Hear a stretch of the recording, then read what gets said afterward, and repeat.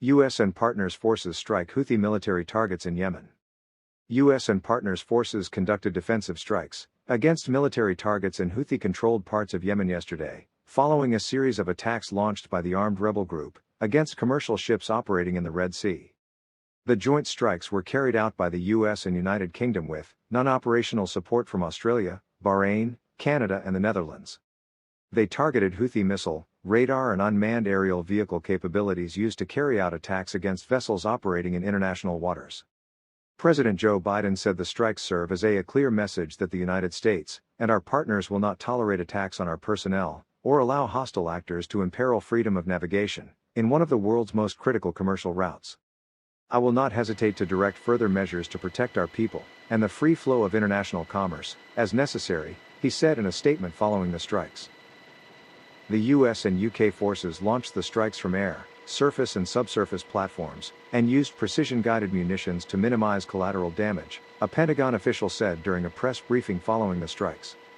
The strike package included a variety of aircraft flown by US Navy, US Air Force and UK pilots. This action is intended to disrupt and degrade the Houthis' capabilities to endanger mariners and threaten global trade in one of the world's most critical waterways. Secretary of Defense Lloyd J. Austin III said in a statement following the strikes. Today's coalition action sends a clear message to the Houthis that they will bear further costs if they do not end their illegal attacks. Austin added that the U.S. maintains its right to self-defense and, if necessary, will take follow-on actions to protect U.S. forces. Since mid-November, Iran-backed Houthi rebels have launched more than 24 attacks against merchant vessels operating in the Red Sea. Such attacks against the vital international shipping lane posed a vital concern and impacted international commerce across the globe. In response, Austin announced the December 18 launch of Operation Prosperity Guardian, an international maritime task force designed to defend against the attacks.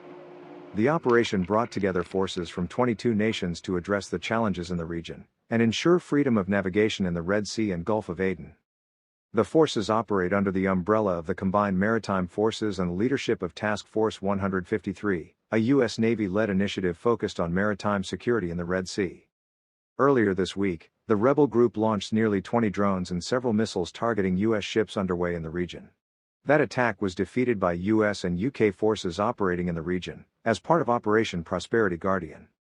Yesterday's strikes launched against the rebel stronghold in Yemen were not associated with, and are separate from, Operation Prosperity Guardian, the Pentagon official said. The defensive strikes followed sustained diplomatic efforts and broad international condemnation of the Houthi attacks that have threatened global commerce.